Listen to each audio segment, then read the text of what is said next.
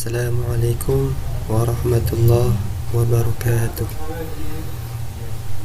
Hari ini dalam pelajaran pendidikan agama Islam dan budi pekerti, kita akan membahas tentang ilmu yang sangat penting, materi yang sangat berharga, yaitu iman kepada kitab-kitab Allah Subhanahu wa ta'ala. Mari kita belajar bersama. Anak-anakku sekalian, silakan perhatikan gambar yang Pak Guru tampilkan, kemudian resapi untuk memotivasi kalian dalam pembelajaran ini. Pahami peta konsep yang Pak Guru tampilkan untuk kalian tentang kitab Allah Subhanahu wa ta'ala yang berisi penjelasan, kemudian isinya contoh perilaku dari beriman kepada kitab-kitab Allah, baik itu Taurat, Zabur, Injil, dan Al-Quran. Ini peta konsep yang lebih detail daripada tadi yang Pak Guru tampilkan tentang iman kepada kitab Allah Subhanahu wa ta'ala.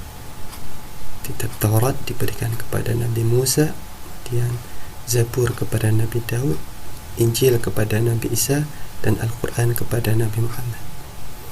Coba kalian perhatikan sebagai gambaran awal untuk melanjutkan pembelajaran yang lebih detail, lebih dalam, dan lebih luas. Materi yang pertama adalah iman kepada kitab Allah Subhanahu wa ta'ala dari segi pengertian. Arti iman kepada kitab Allah Subhanahu wa ta'ala adalah percaya kepada Allah dengan hati, perkataan, dan perbuatan bahwa Allah memiliki kitab suci yang diberikan kepada para nabi. Tanda beriman adalah mengamalkan ajaran kitab Allah Subhanahu wa ta'ala dalam kehidupan sehari-hari. Apa itu kitab Allah Subhanahu wa ta'ala?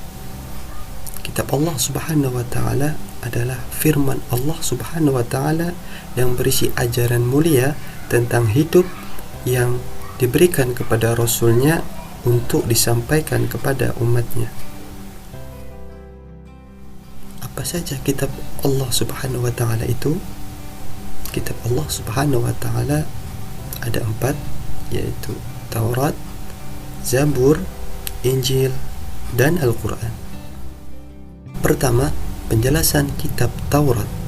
Kitab Taurat diberikan kepada Nabi Musa alaihissalam, berbahasa Ibrani, kemudian diturunkan pada abad ke-12 sebelum Masehi.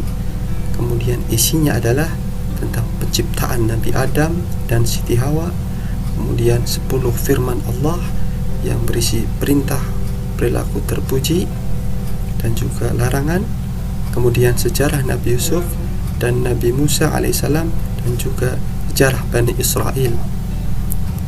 Perilaku apa yang dapat kita tiru dari sini? Perilaku yang dapat kita contoh adalah taat perintah Allah Subhanahu wa ta'ala. Di antaranya adalah salat. Selanjutnya adalah kitab Zabur. Kitab Zabur diturunkan oleh Allah kepada Nabi Daud alaihissalam. Kitab ini berbahasa Kipti dan diturunkan pada abad ke-10 sebelum Masehi. Isinya tentang lantunan zikir, doa, yaitu nyanyian pujian Nabi Daud alaihissalam kepada Allah Subhanahu wa ta'ala tentang ajaran hidup. Perilaku apa yang dapat kita contoh? Yang dapat kita contoh adalah rajin berzikir, minimal beristighfar kepada Allah Subhanahu wa ta'ala. Kitab yang keempat adalah kitab Injil. Kitab Injil diturunkan kepada Nabi Isa alaihissalam. Kitab ini berbahasa Suryani, diturunkan pada abad ke-1 Masehi. Isinya adalah perintah tidak duniawi, akidah yaitu keimanan kepada Allah, kemudian kabar selamat dan kabar gembira akan kedatangan Nabi Muhammad sallallahu alaihi wasallam. Juga ada pelajaran atau hukum baru. Perilaku apa yang dapat kita contoh? Paling tidak kita mencontohnya dengan hidup sederhana. Kalau kalian berarti hemat uang saku. Baik anak-anakku, untuk kitab yang terakhir yaitu kitab Al-Quran. Kitab Al-Quran diturunkan kepada Nabi Muhammad sallallahu alaihi wasallam. Kitab ini berbahasa Arab, kemudian diturunkan pada abad ke-14 Masehi. Kemudian apa isinya? Isinya adalah keyakinan yang benar, yaitu keyakinan kepada Allah Subhanahu wa taala, kemudian pedoman berperilaku yang baik, kemudian tata cara beribadah yang benar, kemudian tata cara bergaul, kemudian sejarah, dan Al-Quran adalah penyempurna kitab-kitab terdahulu, Taurat, Injil, Zabur.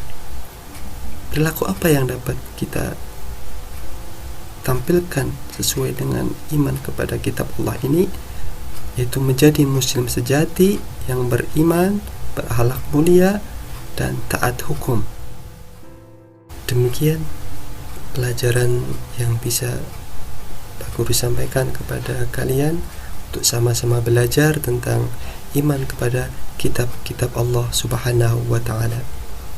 Selamat belajar dan silakan tonton kembali kalau memang belum dipahami. Demikian. Assalamualaikum warahmatullahi wabarakatuh.